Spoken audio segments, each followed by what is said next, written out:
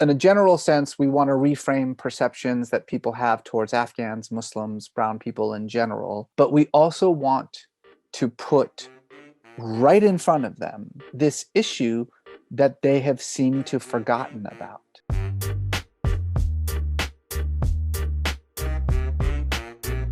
Hello, everyone. My name is Sohile Ali, and welcome to the Sohile Ali Show, a podcast where I interview interesting guests from all walks of life, each with their own stories to tell. My guest today is renowned author, professor, Emmy-nominated producer, and religious scholar, Dr. Reza Aslan. He is an executive producer of an upcoming CBS comedy called The United States of Al. It premieres on CBS at 8:30, 7:30 Central on April 1st, and I, for one, cannot wait to check it out. Hope you enjoy my conversation with the one, the only, Dr. Reza Aslan. Welcome, Dr. Reza Aslan, to the Sohail Ali Show. I really appreciate you taking the time to speak with me today. Hey, it's my pleasure. Thanks for having me on. Absolutely. I figured I would go back because you and I have met before. Yeah. Um, we In actually have I want to say in Texas. Is that right? Indiana. Indiana. Oh man, like I really just showed myself as a Californian there, didn't I? Oh, come on now. We have some pride, but it's okay because I was actually 8 years old. So Oh you, man, now I feel old and I'm, stupid. I'm sorry. No, no, no. Please, please. I don't want to start like that. But basically, you came in 2006 to Indiana University, Bloomington. You were Wow. invited by our Indiana Memorial Union I Board remember. for an event at on our campus, a book signing for your book here, No God But God. And my mom brought me to the event. My mom, shout out to my mother, Shamim Rezawi Ali, was a big fan of yours. Obviously, she had your first book, and so you signed it to her here Wow. with That's best so wishes. sweet. That's so sweet. Wow. 8 years old. Jeez Louise. But I mean, with that, that's why I want to just say right off the bat, this means so much to me to get to speak with you today because you've been in my home growing up. We've watched you. We actually have many of your books on our Oh, shelves that's great. in our house. And, all your television appearances in your own shows, especially when you went on The Daily Show with Jon Stewart. That was a particularly fun one that we go back to. And I actually interned at The Daily Show 2 summers ago, so I know how fun the studio can be there. It could be a really fun place. Yeah. Man, I miss those days. I miss those days. I haven't been on really since John left, just because, Mhm. I've been doing my own thing and things like that. So I'm curious as to how it has changed. But that was a very special studio. Absolutely, absolutely. And just know that, I've held you in the highest regard as a scholar, as an author, as a professor, and now as a executive producer of an upcoming show, The United States That's of right. Al, which premieres on CBS on April 1st. Yeah, at 8:30 p.m., which is incredible, man. Prime time. That's prime time, man. That's like you can't ask for a better time than Thursday at 8:30 p.m. I'm just blown away by it. Yeah, and a Chuck Lorre comedy, no less. I mean, what did we I wanna just for people that don't know, this is a show about, an Afghan me being Afghan, this is what piqued my interest, an Afghan interpreter, coming to That's right. America, living with, the family of a soldier rather, that he served with in, the Midwest. Where did Yeah. the idea for the show come from? Well, so the creator Dave Getch and I have been friends. I don't know, for 15, 16 years. He was at we always joke he was the first friend that I ever made in Los Angeles. Wow. And we'd always wanted to work together. But he, has just had a run of successful shows. He was on Third Rock from the Sun for a Mm, decade, and then he was on Big Bang Theory of for a course. decade. And so, we never had an opportunity to do any work together, even though we're good friends, and it was always a desire. And a couple of years ago, when it became clear that Big Bang Theory was coming to an end, we went out and had dinner, and he was like, it's time for us to come up with something. And he had this kind of loose idea about the relationship between an Iraqi interpreter Mm, and a soldier who fought in the war mhm. in Iraq. And I remember like right then and there, I was like, let's make it Afghanistan. Number one, because I think that war is it's still going. It's the longest war in American history. We're number one in Um, something. Yeah. yeah. And then also it was like there was there's so much about Afghan culture that is so unique and special, and there's so many other ways of creating that character, and without necessarily having to jump through the hoops that we would have to jump through to put like another Arab on TV, Sure. whether Right. in a good light or not. And I still a mean, Muslim character, no less, right? yeah, but I mean, have you seen an Afghan leading character on television anywhere? Not Like, like no, yeah, no, we're no, the terrorist roles. Yeah. yeah, yeah. Or even if there is a show about Afghanistan or a movie Mhm. about Afghanistan with Afghans, the lead character is not Afghan. Right. So, um, we thought Mm. let's do this instead. And then we started developing it. He brought on board his a writing partner of his who was also on The Big Bang Theory and on Young Sheldon, a woman by the name of Maria Ferrari, and and then I brought on my producing partner, Mahia Tusi, whom I've been working with for like 15 years, and the four of us put together a pilot episode, Mm. in which Awal Mir, or Al as he's called by his friends, um, it comes to America, comes to Ohio for the first time after years and years and years of trying. As most people know, we made vows, promises. The U.S. government made promises to interpreters in Afghanistan and in Iraq that if they put their lives and the lives of their entire families at risk by helping the coalition forces, that we would return the favor by giving not just them but their entire families visas Yes. to come to the United States. And of course, we did not um, fulfill that promise. On the contrary, there are tens of thousands Mm. of Afghan interpreters who are still waiting for their visas to be Well, processed. I was gonna say this spoke so much to myself and my family because we actually have family members that are in this exact boat who were in Afghanistan, helped out the soldiers that were there, cultural interpreters, translators, the whole business, and then they were able to get their green cards right away Oh, thank when God. they came here. So that system Yeah. hopefully worked for some people. Well, so what's beautiful about this show Yeah. is it's really about the relationship between Al and Riley, the vet, um, and the fact that these two are incredibly close. I mean, their Mhm. closeness is born of nearly a decade of literally saving each other's lives on a regular Wow. basis. Mhm. And Riley, as so many, I think, soldiers who come back from war can attest to, is having a very difficult time adjusting back to life as a civilian. And Al kind of shows up at exactly the same time. And I think what's beautiful about the story is that Al, in a way, continues to be his interpreter. Wow. It's just that instead of language, it's just about life. He's trying to help Riley get his life back together again, and get his Mm. marriage back together again, and reconnect with his daughter. And A uh, shaman of sorts. Yeah. exactly, yeah.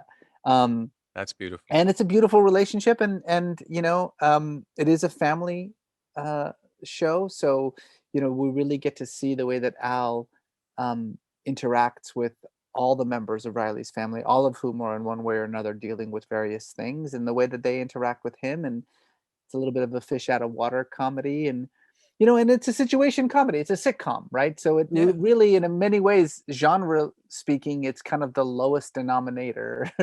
But that's what we wanted to do Sure. because Relatability. exactly, we Mhm. wanted to make a show. Look, my goal for the last 10 years has been getting a Muslim protagonist on television.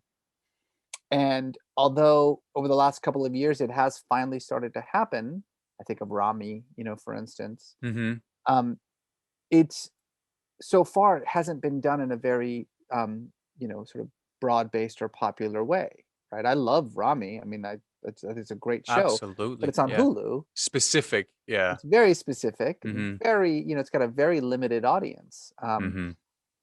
a CBS sitcom on a Thursday night at 8:30 is about as broad as it gets, and that was always the goal, was to make Yeah, sure as many people as possible experience this character and were changed by him. absolutely. And that people could see themselves in more so Riley's family, because it's majority of the characters are not the Afghan Al Amir, although I've been seeing that maybe some of his family members might also be shown as well. So I'm Oh yeah, excited you for know, that. we have his mom, his sister, his older brother, and Oh, then the guy who absolutely steals the show. Like, I almost don't want to bring him up, but his cousin Zubair, um, who shows up, every few episodes, I and have a cousin named Zubair. every Afghan Yeah, has a cousin yeah, Zubair. That's a funny thing about this, and beautiful. and I bet you it's the same cousin Zubair. It's like the same guy who's, watches a lot of U.S. movies, is So wondering yeah. why isn't hanging out with Beyonce yet. Like, what's up? Like, why you been there for how many weeks? Where's Well, Beyonce?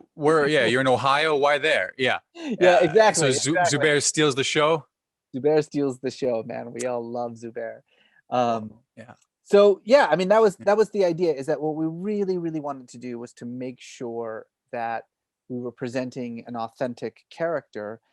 Mhm. But the genius of Dave's idea Mm, was that the family itself is a white middle class military family.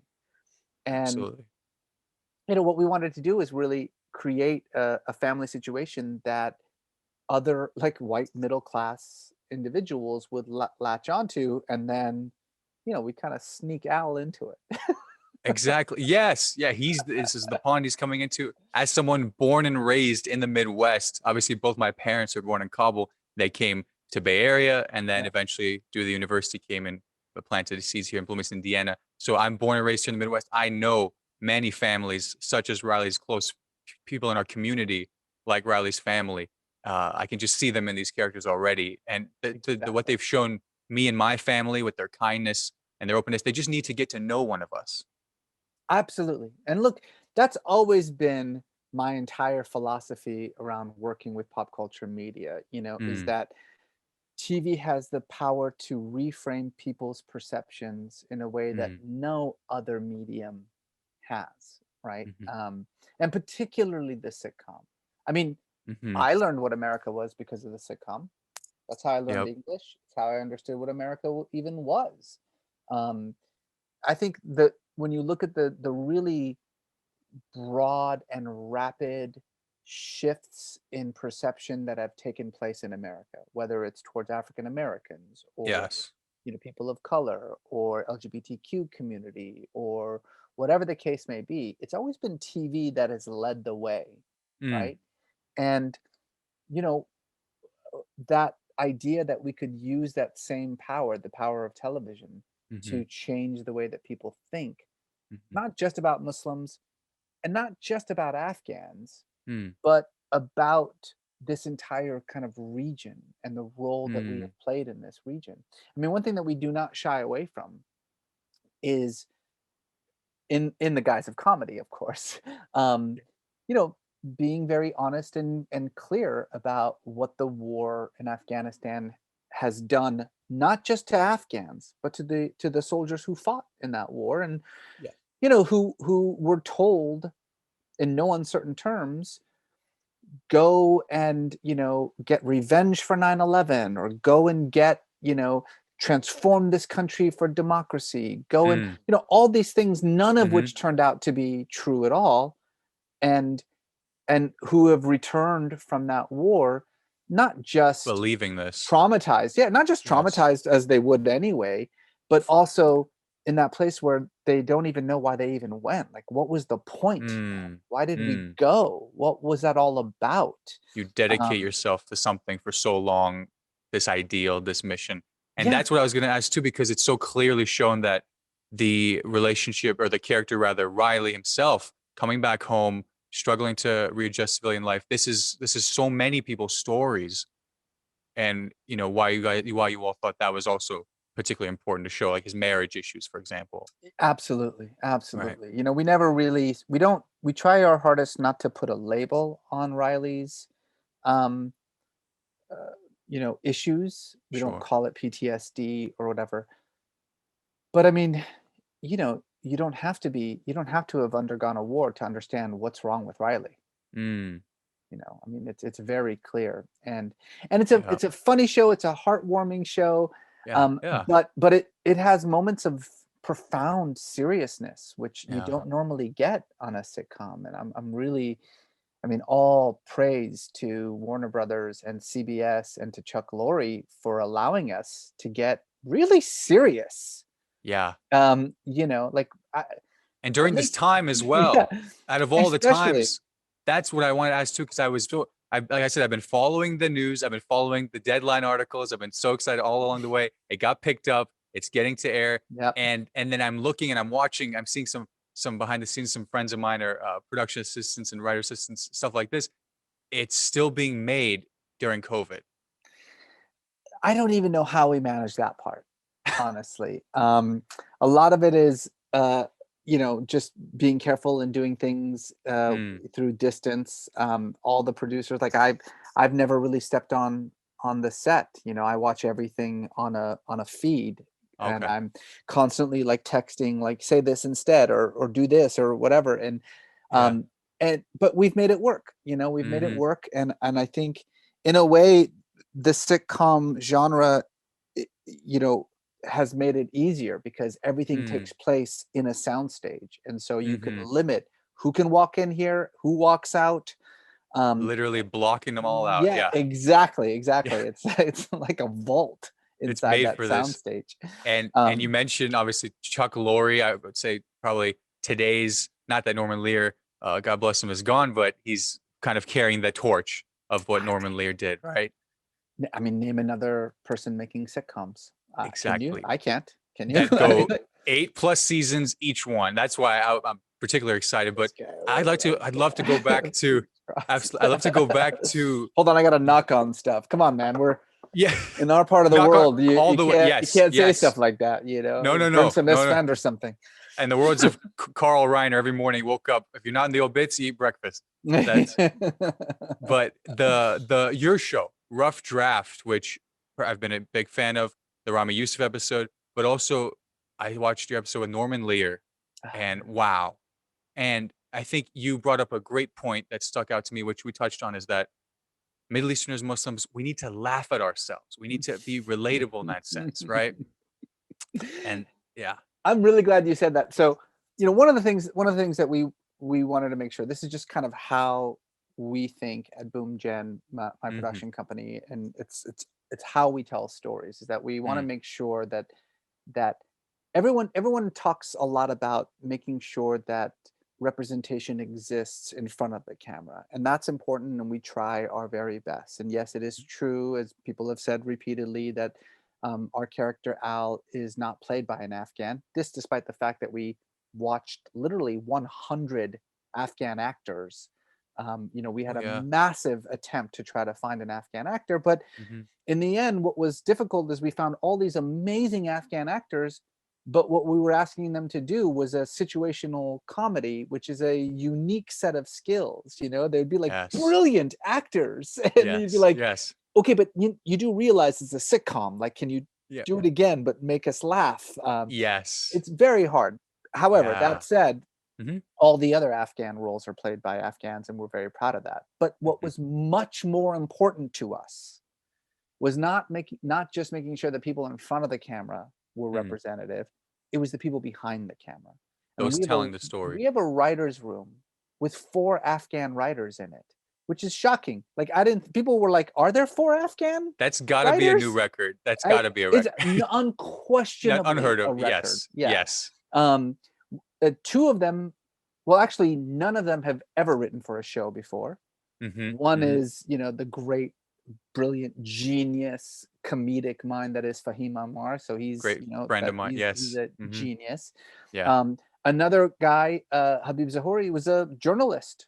Wow. Never written a script before, or of any kind, but had all these amazing stories and Yeah. experiences, and Mhm. he's been incredible. Um, and so, for us, it was very important to make sure that the people writing the jokes, the Mm-hmm. people telling the stories were Mm-hmm. themselves Afghans. Mm-hmm. And to your point, oftentimes there are moments, in a script where, we're making fun of Al for something. Sure. I Yeah. mean, I joked about the Isfand. So there is a scene in which he burns some Isfand because he thinks Riley's got, Oh my God. he's Oh, I got that. love it. So he's like chishma chishma Isfand. And he's doing the thing. Every And week at my house, my mother with the span. mine There you too. go. Mine too. Like Yes. Yes. if Still. anything went wrong, it was like, let's burn the Isfand. Let's go. Or on the other end, if things go amazingly well, to maintain this success, Right. because the evil eye, people will look for it. They'll look for it. That's amazing. Okay, And so I here's love the it. funny thing. So the white people in the room were Uh-huh. like, I don't know, like, Oh, evil eye. I mean, yeah. This is is he coming off universal. like, are we making fun of him? We don't ever want to make It's fun of him. funny. We don't want to come off as, and the Afghans in the room were like, no, this is You this have to is show exactly this. what would happen. The Like whole house, someone's got the smoke alarm's got to go off. smoke alarm goes off in the Yeah. middle of the thing. Like, so Yeah. you're right. It's like we I love it. we do have to learn to make fun of ourselves, and then Mhm. then people can make fun of us, and that's when you know that you've made it in America. When Mm. like you can be made fun of and it's fine. Yes. That's when you're truly welcome and you show Right. the whole gamut, like you said, heartfelt moments, but also what makes us human, relatability in that sense. And I think that's amazing. I think I wanted to again touch on like the setting. So it's Ohio, which Right. is very close to where I live. So Yeah. college town. I don't know if Ohio State's going to be mentioned at all. Yes, Ohio Yeah, State is definitely you see it in sweatshirts and yeah. things Well, like that. that's so unique because the college campus, the modern day university campus, not, of course, is always trying to paint itself as being a diverse, inclusive place, educated minds. And to be honest, shout out to our town of Bloomington, Indiana. That's sort of what's happening here. It's Yeah, the Bloomington's blue, incredible. thank you, blue dot in the Red Sea of this state. That's literally our county. Hmm. I was wondering if you all were drawing any parallels with the city that they're in compared to the greater state. I'm trying to think of whether we ever do mention the city. I don't think we do, but we talk about True. Ohio a lot. Yeah. Um, and that was also really important, like where we were going to place this. We just Mm. basically were like, well, what's right in the middle? You know, You were what's right in the so middle of the close. country? Could have been right here. So Yeah. close. And I think for us, again, because we understand what the genre is, Mhm. that we're not making some kind of sophisticated cable drama, right? This is not Right. Game of Thrones. Okay. This is mass consumption media. Yes. um and it's designed to be that way, and that was the whole point.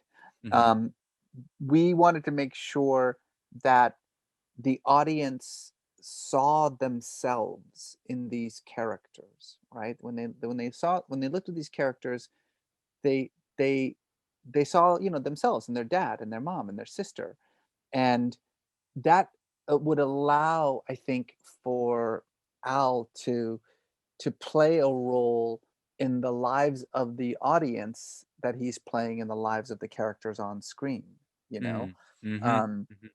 and House it's, coming to your home. Like yeah, it could be exactly. right in your home. Yeah. Al's coming to your home. Yeah. And by the way, the other thing that I should say is that making him an interpreter was not, an accident or a simple Oh, choice. of course. Yeah. We really do not shy away from the situation of the interpreters that Al leaves behind. I mean, and I think we've Mm. we've done seven or eight episodes, and in these 8 episodes, I think half of them speak directly to this issue. We have an entire Oh. episode in which the whole the everyone is involved in a fundraiser specifically for Afghan interpreters who were left behind. We work with an organization called No One Left Behind, that one of our team members, Chase Millsap, is a part of. He's a vet. The entire point of that Wow. organization is to help interpreters, not just in Afghanistan, but in Iraq and elsewhere, Mhm. come to the United States. We work with a refugee organization, an international refugee organization, also trying to do this. So, yes, in a general sense, we want to reframe perceptions that people have towards Afghans, Muslims, brown people in general, but we also want to put right in front of them Mm. this issue that they have seemed to forgotten about, right? Mm-hmm. Yeah. And this is an auspicious time for it too. I mean, Mm. President Biden just a week and a half ago, reversed, the attempts by the previous administration, who put an absolute stop to, the processing of these visas. Any kind. Yeah. Yeah, to speed up the process again. Now, it's still backlog, but if I were to say what's my dream is that this show changes policy, that this show forces the US government to say, we vowed that we would help these people if they helped us. They helped us, and we just abandoned them. And if we're not going to do something about it, then it's a shame. It's a stain on this country. And if we can get people in Ohio, if we can get Right. people in Indiana, That's right, to say to their congressperson, what is let's get on this. this is an issue I care about. I saw Yeah. it. These are people like him. Exactly. These are my Then neighbors. Yeah. even that alone would be enough to warrant this show. Well, just know that within our circle, my family, my community, I'm spreading this thing like wildfire. Everyone's gonna watch it. I'm going to their home and I'm turning on CBS. I don't care. Yes. They're gonna see it. And I wanted to draw another connection that we may have, because my mother's father, my grandfather, he passed away. He was Dr. Ali Razawi. He actually studied in Iran, got his PhD in humanities literature from University of Tehran around the same time that you were leaving Iran. No kidding. Wow. Yeah, and you were 7 years old. 7 years old. Yeah. Yeah, and I was wondering, like, you remembering that experience, first coming to America, albeit at a different age, still first time in America. Or were you pulling from your own experience of that first time into any of the? Yeah, I mean, Yeah. as a matter of fact, a lot of the jokes in the pilot are just things that happened to me and my family. There's one of my absolute favorite scenes in the pilot, without giving too much away, is a scene in which Al goes to an American grocery store for the first time. Oh my. And anyone from the Middle East who's used to going to the market and getting the things that you get here, to walk into a supermarket in Air America conditioned, and it's just so like, wait, I'm sorry, why are there 22 kinds of tomato paste? Like, why would you need 22 varieties? How is that, like, why? peanut butter, Yeah. everything. And also this idea that, like, as anyone in Iran or in Afghanistan can attest to, that the price on the object doesn't mean that's the price you're going to pay. Bartering. So we have a very, very funny scene in No. a grocery store that comes right out of my life, comes right out of my experiences when I was a kid with my mom going to a grocery store. Sure, I love it. And I think I saw in the trailer for a second, he's like eating an apple, like as he's shopping. Yeah, that's Something actually along those a lines. really great joke, which is that he sees an apple at a grocery store, and it's the most beautiful apple he's ever seen.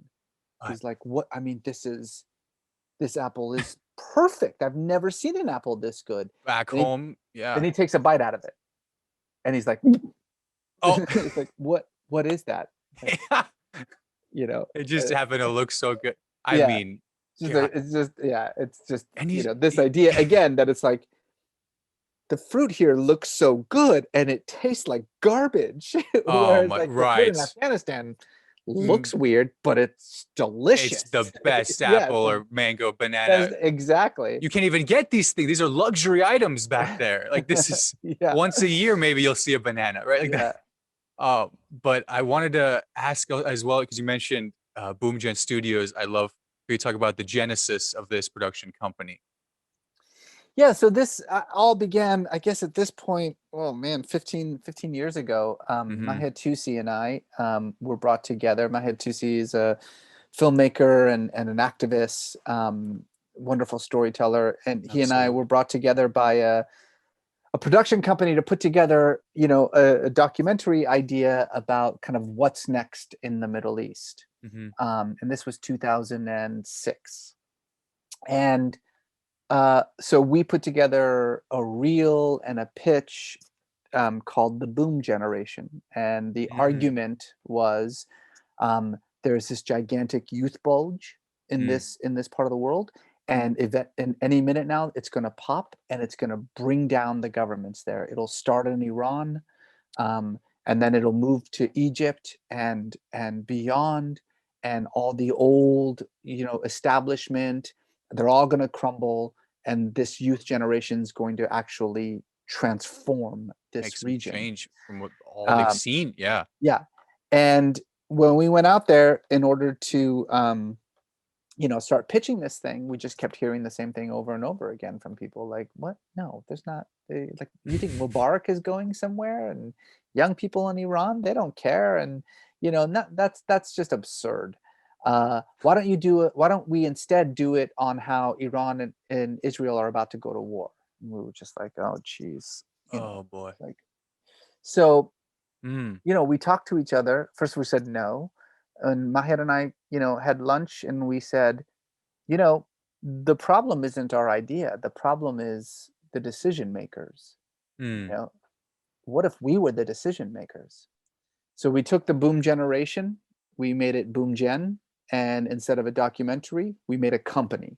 And the entire company's purpose is to tell real stories about the people, cultures, um, of this broad swath of Middle East, South Asia, North Africa. Um, and it's been rough. It's been Absolutely. very, very difficult to get, Mm, the people to pay attention to our stories. But, in some ways, I think the culture and the industry is kind of caught up to us. mm, Um, mhm.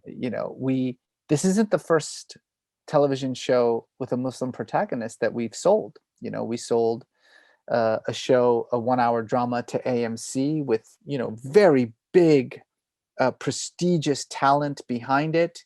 And it was eventually dropped. It was actually dropped the day after Trump was elected president. Go Um, figure. Yeah. yeah. We sold, a big sitcom to ABC, and same thing. It was just kind of dropped.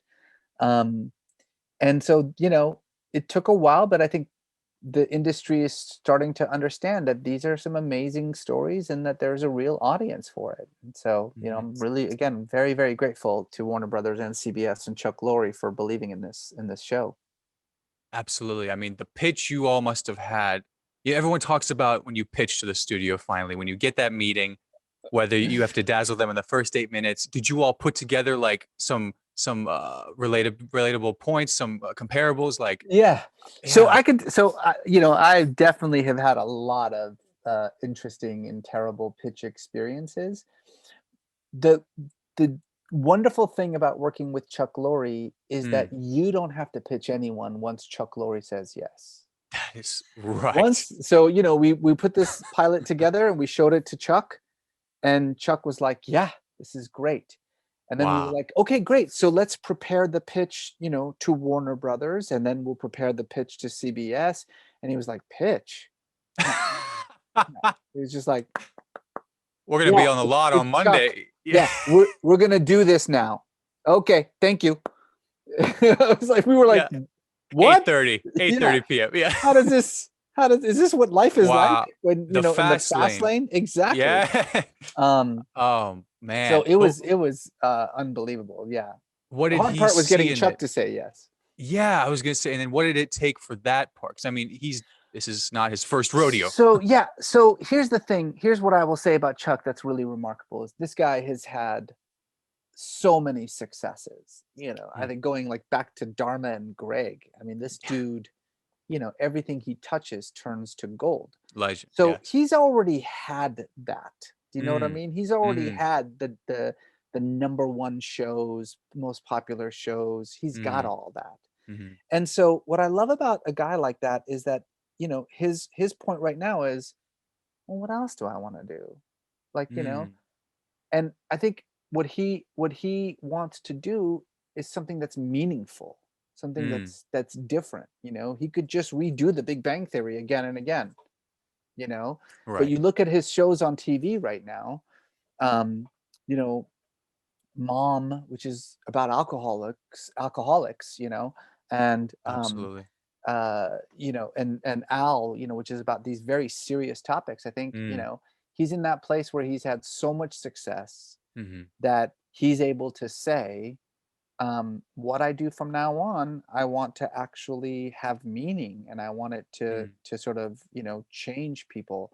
And so this script landed on his wow. desk at the exact right time, and he Yeah. was like, yes, this way. So, you know, foreigners and immigration and war, Military, military, Midwest. PTSD. Oh my. Yep, let's do this. you know. He could see it.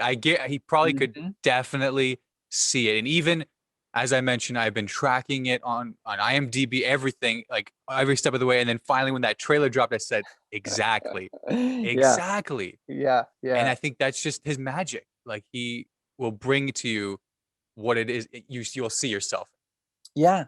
Yeah. And again, he doesn't care. Like, he can't, no one can say no to him. That's the nice thing about it, is that if he's like, no, they're gonna cry here, Yeah. and the network's like, "Ooh, is that, like, do we want them crying? It's a comedy," and he's like, "They're gonna cry. That's what's He, happening." yes. Yeah. Yeah. Hundreds. Yeah. And the one thing I love about Chuck Lorre too in his shows is that it's not this may have changed, but it's always a studio audience. Yes, although that has been quite difficult, I, obviously, yeah, to it's get a yeah. studio audience.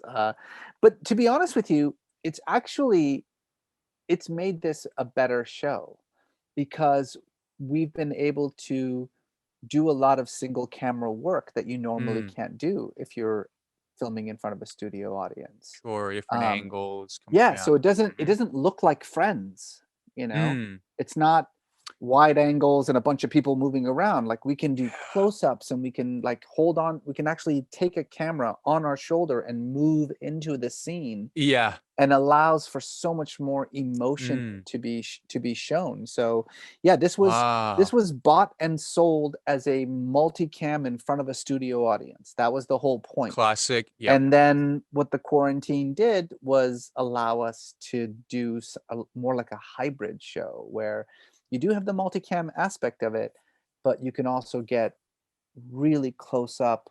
you know you can do a lot of outdoor shoots. Mhm. So it's actually ended up being a boon for us, this not being able to have a studio audience. No pun intended. Absolutely. And yeah, 'cause I did notice one angle, like in the garage, for example. The garage I saw was like, wait a minute, this is way more Yeah, than you could typically see of a set. exactly. And that's amazing. And Yeah. you know, I again I want to thank you for your time. Of course, you have been such an influence in culture as a I will say as an advocate, as a personality, as someone to speak about the issues of Middle Easterns and Muslims and like you mentioned, this greater region. You have worn many hats, right? Professor, author, scholar. The list really goes on and on. But now I guess I wanted to ask you, what has been your most fulfilling or most challenging role that you've taken on? Professionally, because the answer to that is really easy: dad and husband. I would imagine, Those yes. have always been the most important thing to me, but this quarantine has just, you know it's just solidified to me that this is it. Like, all I really want to be is the best dad and the best husband I Mm, could possibly be. mhm. Um, but fundamentally, look, what I want to be remembered as is as a storyteller. That's people do often bring up the fact that I do a lot of different things. I hear that all the time, like, "Oh, you're a scholar, and you're a writer, and you're a producer, and you're It's a all television contextual. host, and you're a Yeah. professor," and all these. And it's like, no, I'm one thing. I'm a storyteller. It's Yes. just I use different platforms to tell Mm, stories. Um, and I don't really care. What I care about is the story, not where you find it. mm, Um, and so for me, that's always been the key is telling the right stories, telling them in the right way, and then how one, can access that story. Well, Mm. at this point, who cares? It could be a podcast, could be a television show, could be a book. You know, that part I don't care about. The vehicle will find itself. You just Exactly. yeah. Yeah, you've had no problem with that. Like I've mentioned, it all started here with the signature here at Indiana University, and it's been a pleasure and honor to spend some time with you. And I'd be remiss if I didn't mention that I was interested in working with the show in some way, and I still have that Mm. hope. I'm after seeing the show, you can expect some specs coming to your way. Listen, we're like, let's pray to God that we get, We one got of you. these, that we're one of these Chuck Lorre shows, where it just goes forever and Again, ever. we're And knocking everything. Let's put the expand. Let's get some expand That's going. right. And God willing, it'll have a long run, and we can't wait to see it. And I, Jane, look forward to working with you again I in the hope so. future. Inshallah. Absolutely, inshallah. Well, Dr. Reza Aslan, thank you so much for your time today. Really appreciate it. Have a great rest of your day. All right. Thanks. Take care. Real quick, before you click away, thanks so much for watching this video. I really appreciate it. Click right here to subscribe to my channel for all future videos, and click right here to check out this video over here. Have a great one.